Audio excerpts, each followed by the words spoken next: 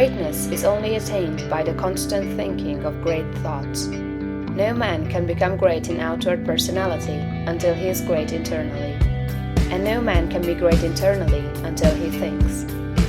No amount of education, reading, or study can make you great without thought. But thought can make you great with every little study. There are altogether too many people who are trying to make something of themselves by reading books without thinking. All such will fail. You are not mentally developed by what you read, but by what you think about what you read. Thinking is the hardest and most exhausting of all labor, and hence many people shrink from it. God has so formed us that we are continuously impelled to thought. We must either think or engage in some activity to escape thought. The headlong, continuous chase for pleasure in which most people spend all their leisure time is only an effort to escape thought. If they are alone, or if they have nothing amusing to take their attention, as a novel to read or a show to see, they must think. And to escape from thinking, they resort to novels, shows, and all the endless devices of the purveyors of amusement. Most people spend the greater part of their leisure time running away from thought, hence they are what they are. We never move forward until we begin to think. Read less and think more. Read about great things and think about great questions and issues. We have at the present time few really great figures in the political life of our country. Our politicians are a petty lot. There is no Lincoln, no Webster, no Clay, no Calhoun, no Jackson. Why? Because our present statesmen deal only with sordid and petty issues, questions of dollars and cents, of expediency and party success, of material prosperity without regard to ethical right. Thinking along these lines does not call forth great souls. The statesmen of Lincoln's time and previous times dealt with questions of eternal truth, of human rights and justice. Men thought upon great things, they thought great thoughts, and they became great men. Thinking, not mere knowledge or information, makes personality. Thinking is growth. You cannot think without growing. Every thought engenders another thought. Write one idea, and others will follow until you have written a page. You cannot fathom your own mind. It has neither bottom nor boundaries.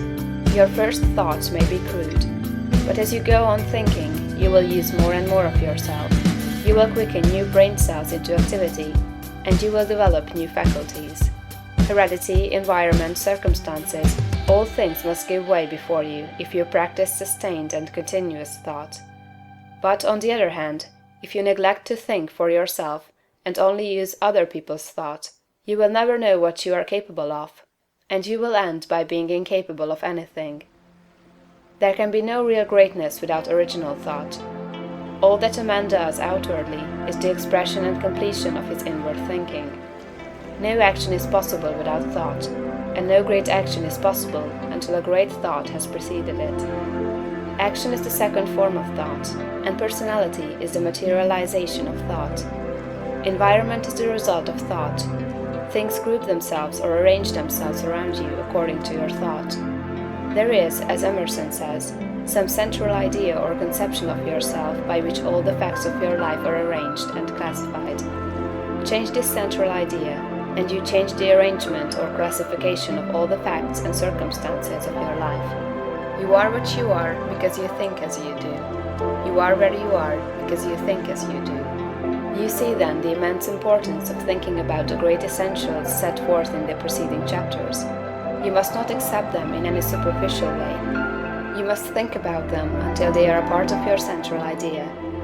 Go back to the matter of the point of view, and consider, in all its bearings, the tremendous thought that you live in a perfect world among perfect people, and that nothing can possibly be wrong with you but your own personal attitude. Think about all this until you fully realize all that it means to you. Consider that this is God's world, and that it is the best of all possible worlds, that He has brought it thus far toward completion by the processes of organic, social, and industrial evolution, and that it is going on to greater completeness and harmony.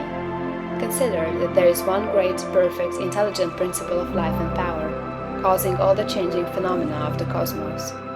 Think about all this until you see that it is true, and until you comprehend how you should live and act as a citizen of such a perfect whole.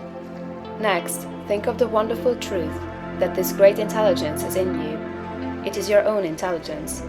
It is an inner light impelling you toward the right thing and the best thing, the greatest act and the highest happiness. It is a principle of power in you, giving you all the ability and genius there is. It will infallibly guide you to the best, if you will submit to it and walk in the light. Consider what is meant by your consecration of yourself when you say, "I will obey my soul." This is a sentence of tremendous meaning. It must revolutionize the attitude and behavior of the average person. Then think of your identification with this great Supreme, that all its knowledge is yours, and all its wisdom is yours for the asking. You are a god if you think like a god. If you think like a god, you cannot fail to act like a god. Divine thoughts will surely externalize themselves in a divine life. Thoughts of power will end in a life of power. Great thoughts will manifest in a great personality. Think well of all this, and then you are ready to act.